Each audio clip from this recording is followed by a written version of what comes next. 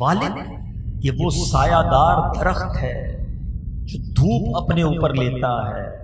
اور بچوں کو سایہ دیتا ہے، دن رات کام کرتا ہے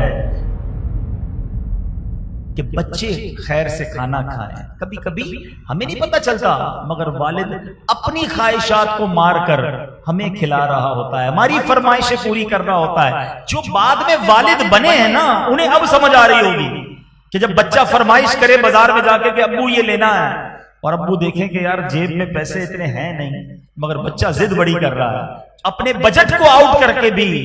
والد اپنے بچے کی خواہش کو پوری کرتا ہے۔ یہ ہمارے والد نے بھی ہمارے ساتھ کیا، یہ آپ کے والد نے بھی آپ کے ساتھ کیا ہے کہ خود تکلیفیں۔ درخت ہمیشہ یاد رکھیں، درخت کے پتوں کے نیچے سایہ ہوتا ہے مگر درخت اوپر سے بہت گرم ہوتا ہے کیونکہ وہ ساری دھوپ اپنے اوپر لے لیتا ہے۔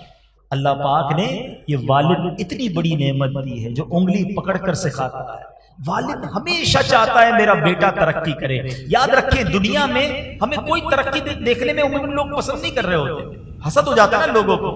مگر ماں باپ وہ ہستی ہیں، اور خاص طور پہ والد کہ جب بیٹا ترقی کرتا ہے اسے خوشی ہوتی ہے، وہ چاہتا ہے یہ ترقی کرے بلکہ مجھ سے بھی زیادہ ترقی کرے۔ وہ کبھی نہیں سوچے گا کہ بیٹا میرا آگے نہ نکل جائے، کیونکہ والد اور بیٹے کا جو رشتہ ہے، والد اور اولاد کا جو رشتہ ہے وہ اور رشتہ ہے، وہ بے لوث رشتہ ہے۔ وہ اپنے غم سہے گا، اپنے بچوں کو غمگین نہیں ہونے دے گا۔ بچہ ڈی مورلائز ہو جائے، بچہ کسی مشکل میں آ جائے، وہ اس کا حوصلہ بڑھائے گا، اسے کہے گا بیٹا گھبرانا نہیں، میں ہوں نا۔ حالانکہ وہ خود بھی گھبرایا ہوا ہے، وہ خود بھی ٹینشن میں ہے۔ ارے باپ بتاتا ہی نہیں گھر میں کہ میرے اوپر کتنی پرابلمز آئی ہوئی ہیں، اسے پتا ہے بچوں کو بتاؤں گا، بچوں کی ماں کو بتاؤں گا، سب ٹینشن میں آ جائیں گے، ایک کو ٹینشن میں ڈالنے کی کیا ضرورت ہے؟ ارے میں ہوں نا، میں برداشت کر لوں گا۔ کبھی قرضے اٹھاتا ہے، کبھی مشکل زندگی گزارتا ہے، اپنے بچوں پر آنچ نہیں آنے دیتا، مگر